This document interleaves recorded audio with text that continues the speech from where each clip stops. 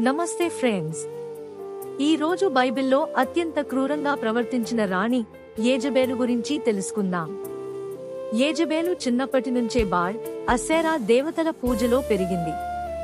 రాజ్యంలోకి వచ్చిన తర్వాత ఆమె ఇశ్రాయేలు దేశం మొత్తాన్ని కూడా బాల్ పూజ వైపు తిప్పేసింది. దేవుని ప్రవక్తలను హింసించింది, చాలా మందిని చంపించింది.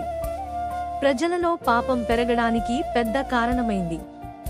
కర్మెలు కొండపై ప్రవక్త ఎలీయా దేవుని శక్తిని చూపి బాల్ ప్రవక్తల్ని ఓడించిన తర్వాత యెజబెలు కోపంతో ఎలీయాను చంపేస్తానని బెదిరించింది. దాంతో ఎలీయా ప్రాణాలకు భయపడి అడవిలోకి దాక్కున్నాడు. తరువాత ఆమె చేసిన అత్యంత క్రూరమైన పని నాబోతు ఘటన. నాబోతు అనే దేవభక్తుడి ద్రాక్షతోట ఆమెకు కావాలనిపించింది. అతను ఇవ్వకపోవడంతో యెజబెలు అతనిపై తప్పుడు ఆరోపణలు వేయించి నాబోతును రాళ్లతో కొట్టి చంపించింది. ఈ సంఘటన ఆమె క్రూరత్వానికి పెద్ద ఉదాహరణ. దేవుడు ప్రవక్త ఎలీయా ద్వారా ముందుగానే తీర్పు ప్రకటించాడు.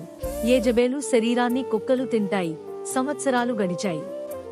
తరువాత యెహూ రాజయ్యాక యెజబెలు కోట కిటికీ దగ్గర కనిపించింది. యెహూ ఆజ్ఞ ఇచ్చి ఆమెను కిందికి తోసివేశారు. పడిన వెంటనే కుక్కలు ఆమె శరీరాన్ని తినేశాయి. దేవుడు చెప్పిన మాట పూర్తిగా నెరవేరింది.